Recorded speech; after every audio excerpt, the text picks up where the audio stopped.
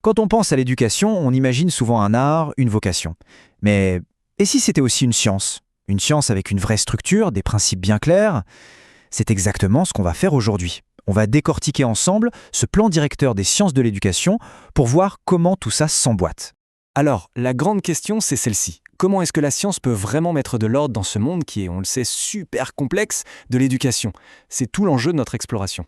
Et pour nous guider, on a 7 outils, 7 cartes mentales. Bon, je vous l'accorde, au premier regard, ça peut paraître un peu chargé, hein. Mais vous allez voir, en fait, tout est super logique. Allez, on va plonger dedans, on va prendre les concepts clés les uns après les autres. Bon, par où on commence?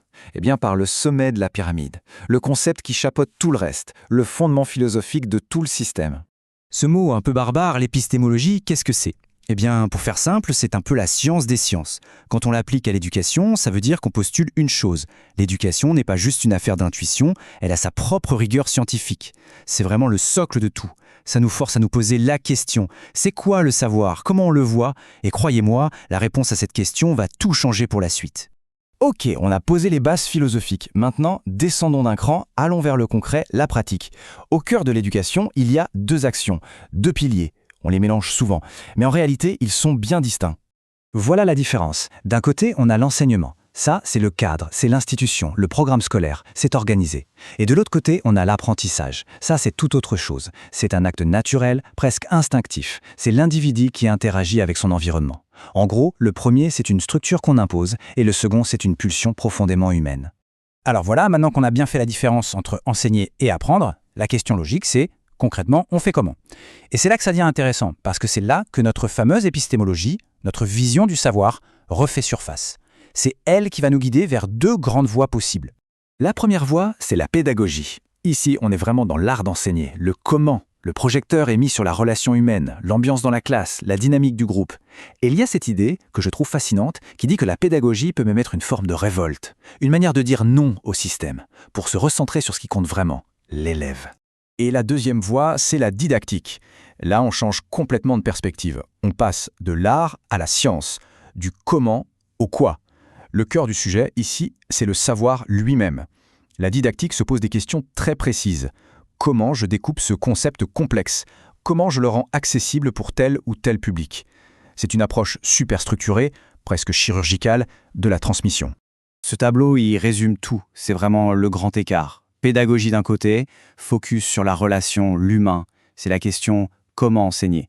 Didactique de l'autre, focus sur le savoir, le contenu. Et là, la question est plus complexe. Quoi enseigner et surtout, comment je le structure? Mais attention, qu'on soit plutôt team pédago ou team didactique, peu importe. Aucune de ces deux approches ne peut tenir la route sans une fondation, un socle solide, un prérequis absolument essentiel. Et cette fondation, c'est la gestion de classe. Et là, on ne parle pas juste de discipline, de chute et de punition. Non, c'est bien plus que ça. C'est décrit comme la pierre angulaire de tout. C'est littéralement le sol sur lequel on peut commencer à construire, que ce soit avec une approche pédagogique ou didactique. Et les objectifs sont limpides. D'abord, créer un environnement où on se sent bien pour apprendre. Ensuite, installer un climat qui pousse à la réussite, à l'engagement. Puis aider à développer des comportements responsables. Et enfin, bien sûr, maintenir un cadre, mais un cadre qui tient compte des besoins de chacun. Bref, c'est de l'ingénierie de pointe, mais appliquée à la salle de classe. Alors, récapitulons. On a notre philosophie, l'épistémologie. On a nos deux grandes approches, pédago et didactique. On a notre fondation, la gestion de classe. Mais il manque un truc, non? Comment on sait si tout ça marche? C'est là qu'intervient la toute dernière pièce de notre puzzle. L'évaluation. Et attention, sa définition ici, elle est très factuelle, très scientifique. Évaluer, c'est tout simplement mesurer l'écart entre une action qu'on a faite et l'objectif qu'on visait au départ. Ni plus, ni moins. C'est un outil de mesure, un diagnostic. Et c'est là que ça devient vraiment puissant. Parce que l'évaluation, en fait, elle fait le pont entre deux mondes. D'un côté, il y a l'intention du prof, le plan, ce qu'il voulait transmettre. C'est le côté didactique. Et de l'autre, il y a le comportement de l'élève, ce qu'on peut observer, ce qui a vraiment été assimilé. C'est le côté humain, le côté pédagogique. L'évaluation, c'est ce qui relie les deux. Évidemment, ce n'est pas si simple, c'est même une tâche super complexe. Pourquoi? Parce qu'on ne peut pas juste appliquer une formule. Il faut prendre en compte les différences entre les individus, le contexte familial, la diversité d'une classe. C'est vraiment le moment où la froideur de la science se heurte à la chaleur et à la complexité de la réalité humaine. Et tout ça nous amène à une dernière question. Une question qui, finalement, remet tout en perspective. Tout ce système qu'on vient de voir, de la grande philosophie jusqu'à l'évaluation finale. À quoi ça sert au fond?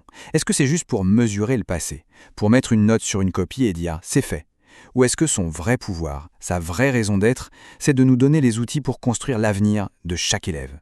Voilà, c'est peut-être ça la question la plus importante que pose toute la science de l'éducation.